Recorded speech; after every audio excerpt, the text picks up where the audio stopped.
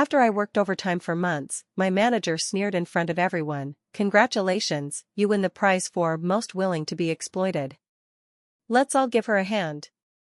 I forced a laugh as everyone clapped mockingly. Quietly, I used my connections to transfer departments, and watched his face twist when he realized half his team was following me out the door. I didn't cry until I got in my car that night. When you've worked 10 to 12-hour days for 3 months straight, skipped every birthday party, every night out, every decent meal, and someone publicly mocks you for it, something just breaks. That day started like all the others, exhausted. I had barely slept because I was up finishing reports Greg promised to upper management would be done no problem, knowing damn well I'd be the one staying late to do them. I had coffee in my hand, and a dull headache that hadn't left in weeks. It was just past 3 p.m. when Greg called everyone over to the middle of the floor. We all worked in an open-plan office in Chicago, so you couldn't really hide. He clapped his hands, that fake energy in his voice. "Everybody. Quick huddle." I stood up, slow, already dreading whatever this was. Then he grinned at me. He actually winked before speaking. That should have been my clue. I just want to take a moment to recognize someone who's really gone above and beyond. People looked around. A few smirked, probably thinking it was about them. "Michelle," he said, and suddenly all eyes were on me. I didn't know what to do, so I smiled. Greg raised both arms, like he was announcing the winner of some cheap contest. "Everyone give a big round of applause to Michelle, our most willing to be exploited award winner." I froze. People laughed. Not everyone. Some just gave each other awkward looks. A few clapped. And I stood there like an idiot while Greg chuckled and slapped me on the back. "She's here before anyone. Leaves after everyone. Carries the weight of 5 people. Let's give her a hand." That was the part that stung the most. Not the joke, though that was awful, but the fact that no one said anything. No one stopped it. I heard someone mutter "damn" under their breath. Someone else actually snorted. I forced a laugh. I smiled and nodded like I was in on the joke. Then I sat down and didn't say a word the rest of the day. Greg went back into his glass-walled office, probably feeling like a king. I left at 8 p.m. My stomach was in knots. On the drive home, I broke. I pulled into a Walgreens parking lot and cried in the car until I couldn't feel my face. The next morning, I came in early, like always. But I wasn't thinking about work anymore. I was thinking about Angela. Angela used to be a manager in the legal department before moving to HR. We stayed friends. She once told me, "If you ever want out, and I mean ever, call me. Don't wait until you hate everything." I hadn't listened to her. But I was listening now. I emailed her right then and there, just 2 words, "You free?" She called within 10 minutes. I walked down to the lobby and stepped outside.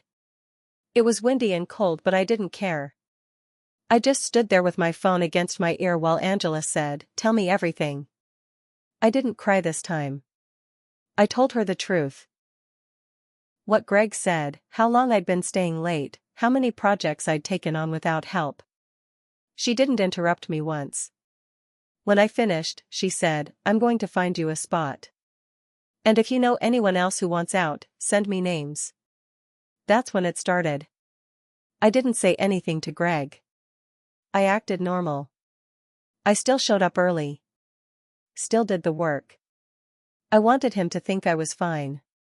But I was already planning my exit. Then I went to lunch with Jordan. Jordan handled analytics. Super smart. Quiet guy. Greg once called him a glorified calculator during a meeting and laughed like it was the funniest thing in the world. Jordan just sat there and took it. I asked him how he was doing. He just said, "Burned out. Thinking about quitting." I told him I was transferring. His eyes lit up. "Can you help me get out too?" I said yes. Same thing happened with Simone. Sales rep, she worked her ass off. Greg screamed at her once in front of all of us because she misread a number in a report. I saw her crying in the bathroom after. I told her what I was doing. She said, "Get me out of here. I don't care where." Carl was the last IT guy. Quiet. Never said much. But one day I saw Greg mocking him behind his back to the new hire, doing a fake robot voice. Carl heard it. He just acted like he didn't. When I asked him if he wanted out, he didn't hesitate. Yes. I sent Angela their names. She didn't even question it. She just said, "Got it." 3 weeks later, we were all gone. Transferred. Official. Greg didn't notice at first. He thought I was just taking a couple of days off. But then Jordan left. Then Simone. Then Carl. And then I heard from Angela. She said Greg walked into a meeting and asked where the hell everyone went. When someone told him, he went pale. Real pale. He called Angela and tried to raise concerns about the transfers. He said I had manipulated people. Said I was disruptive. Angela shut it down. She told him HR had cleared everything. That every transfer was voluntary. Then he tried something else. He started spreading rumors, saying I was unstable, that I had anger issues. He told one of my new coworkers I was a problem employee. He had no idea I'd already been documenting things. I had copies of emails. I had dates and times of when I stayed late. Screenshots of him making inappropriate comments in Slack. I had a folder titled "For When Greg Snaps." It was time to use it. I didn't plan to go after Greg at first. I just wanted out. I wanted peace. But when he started lying about me, trying to poison my reputation in a department I had just transferred to, I knew I couldn't let it slide. Angela called me one morning and said, "Hey, just giving you a heads up. Greg's been running his mouth." I asked, "What's he saying?" She hesitated. Then said that you were having a mental health spiral and had to be moved. He's even implying you threatened someone. I went silent. That was it. He crossed the line. I told Angela, I have everything. Every inappropriate comment. Every late-night email. Every task he dumped on me without proper documentation. She paused. Then said, "Put it together. Send it to me. I'll escalate it. You're not the only one who's had enough." So I opened that folder. There was a screenshot of him telling me, "Let's not CC legal on this one." There was a Slack message where he joked that Simone should wear something tighter to the next client meeting. There was a voice memo I had accidentally recorded on my phone during a meeting when he screamed at Carl for something that wasn't even Carl's fault. I sent it all. Angela's only reply, "This is bad. He's going to flip when this hits leadership." Within 2 days, HR launched a formal investigation. That should have been the end, right? But it wasn't. Greg went into full damage control mode. He pulled in anyone who was still loyal to him and started asking questions. Digging. He even called Jordan. Called, not emailed, and asked, "Did Michelle put you up to leaving?" Jordan, being the solid person he is, just said, "I left because you're an asshole, Greg." Then hung up. But Greg didn't stop. He tried to frame Carl. Said Carl had manipulated internal systems. What he didn't know. Carl kept logs of every task, every login. He sent a clean report straight to IT security. Simone told me Greg sent her a text message late one night, "You don't know what you've done siding with her." She sent the screenshot straight to HR. He even cornered a temp one day and asked her if she thought I was emotionally unstable. She didn't know me, but she told Angela immediately. Said the guy gave her a weird vibe. Angela pulled me aside one afternoon and said, "You started a chain reaction. He's unraveling." Then came the twist I didn't see coming. Someone from upper management reached out to me directly. A man named Darren, who oversaw our entire division. He asked to meet me for coffee. I said yes. We met in a cafe near the office. He came in wearing a gray coat, serious face, and a notebook already open. I read the file, he said. I'm going to be honest, you've got him cornered. But this isn't just about Greg anymore. I leaned forward. What do you mean? Darren looked around, lowered his voice, and said, there's a paper trail. Greg's been signing off on falsified metrics to make his numbers look better. If this opens up further, it might pull in others. His boss. Maybe even finance. I stared at him. This was bigger than I thought. He said, I need to know, are you willing to take this all the way? I didn't answer right away. I thought about the years I wasted working under Greg. The hours. The humiliation. The look on his face when everyone walked out. I said, yes. I'll do whatever you need. Darren nodded once. Then stay quiet. You've started something. Let's finish it right. For a while, it felt like everything went quiet. Too quiet. Darren had told me to lay low, so I did. No gossip, no updates to Jordan, Simone, or Carl. I just focused on my new job, answered emails, did my part, and waited. But behind the scenes, the fire was spreading. 2 weeks later, Angela messaged me from her personal number. All it said was, you were right to speak up. It's way worse than anyone thought. I called her immediately. She picked up, whispering. They're doing a full audit. Greg's old team metrics were completely fake.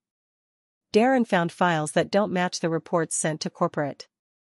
They think he was doctoring the numbers since last year. I sat down on the floor in my living room. Angela kept talking. They also found bonus payouts to consultants that don't exist. Looks like Greg was moving money around, covering for himself. Darren's pissed. His own boss is now under review because he signed off on all of it. Is Greg suspended? I asked. Not yet, she said. But he's been pulled from any meetings with VPs. And get this, he knows you talked. How? He asked me if I was coaching you. He's getting desperate. He even went to IT trying to access your email archives. Security flagged it. That same night, I got a message on LinkedIn from an account with no picture, no details. It said, you should have kept your mouth shut. This is going to cost you. I reported it immediately. But I saved a screenshot first. 2 days later, HR called a mandatory meeting for everyone in our division. Virtual. Cameras off. But the tension was heavy. Darren led the meeting. He said, due to serious concerns raised about reporting, management conduct, and policy violations, we are launching a division-wide compliance investigation. No one is exempt. People started talking. You could hear it in the background. Whispers. Then Darren said something that made my stomach flip. We are also looking at the approval chain for financial bonuses. If you have been asked to hide or ignore discrepancies, this is your opportunity to come forward. After that, it all cracked wide open. One of Greg's old analysts, Rachel, came forward. She'd left 6 months ago but agreed to talk. She showed emails from Greg begging her to massage the numbers for client success rates. He promised her a bonus. She never got it. Then a contractor stepped forward, said Greg used him as a ghost consultant to launder bonus payments. And finally, Carl dropped the hammer. He'd found an old spreadsheet on a shared drive, one Greg forgot to delete. It outlined fake performance scores assigned to certain employees, mostly the ones Greg didn't like. Me. Jordan. Simone. Carl handed it straight to Darren. Greg's house of cards was crumbling. But that's when it turned dark. A week later, I came out to my car and found my back windshield smashed. Nothing stolen. Just glass everywhere. The cop who came to file the report asked, "Do you have any enemies?" I just laughed, bitter. You could say that. I checked the cameras in the garage, blurry footage, but the car parked next to mine looked familiar. Too familiar. Angela confirmed it the next day. That's Greg's car. HR reported it. The company launched a safety review. Greg was called into a formal hearing. Angela said he came out red-faced and shaking. Packed his desk that same day. No goodbye. No apology. Nothing. But this story isn't done yet. Because Greg didn't just lose his job. He tried to sue the company. And when that failed, he came after me. Greg's lawsuit hit 3 weeks after he was fired. I got a thick white envelope in the mail. At first, I thought it was junk. Then I saw the name. Gregory Allen Murchison versus Michelle R. He was suing me for defamation, loss of income, and intentional interference with employment. His claim? That I ruined his career with false accusations and coordinated manipulation. I read it 3 times, then dropped it on the kitchen table. I didn't cry. I didn't panic. I felt something colder than that. Rage. I called Angela. She picked up on the first ring. "Greg's suing me," I said. "Of course he is," she replied. "Desperate men do desperate things." Darren called next. "Don't worry," he said. "Legal's already all over it. You did everything through proper channels. We have your documentation." He's bluffing. But it didn't feel like a bluff when my name was being dragged through mud and legal papers. I had to hire a lawyer. Paid with my savings. Greg was trying to force me to settle, to take blame, to say maybe it was all a misunderstanding. But I wouldn't give him the satisfaction. Deposition day came. Greg walked in with a cheap suit, eyes sunken, skin pale. He looked nothing like the smug man who once laughed in front of the whole office. He wouldn't look at me. His lawyer did all the talking. Said I poisoned the workplace. Said I weaponized HR. But they didn't expect what came next. My lawyer pulled out the file. Emails. Screenshots. The audio file of him mocking Carl. Simone's texts. The Slack message about my clothes. Then he played a clip I forgot we had. It was from an old Zoom recording, Greg saying, "If they don't like it, they can leave. I'll find hungrier replacements." That line hit the room like a punch. Greg went stiff. His lawyer closed the folder without saying a word. The lawsuit was dropped. Quietly. But that wasn't the end. The state labor board picked up the case. So did a business journal. Toxic manager under investigation after whistleblower leak. And now Greg? He's untouchable. No one will hire him. Not even as a consultant. His name is in articles. His reputation is done. Simone sent me a screenshot from LinkedIn. Greg posted a rambling open letter blaming cancel culture and corporate betrayal. Comments were brutal. One read, "Sounds like someone finally got what they deserved." But I won't lie. This whole thing changed me. I used to keep my head down. Thought hard work was enough. But the truth is, people like Greg climb up by stepping on others. If you let them. I should have spoken up sooner. Should have protected myself better. Shouldn't have ignored the red flags for so long. That's on me. But in the end, I burned the ladder Greg used to climb. And I don't regret that one bit. He thought he could humiliate me. He forgot who keeps the receipts.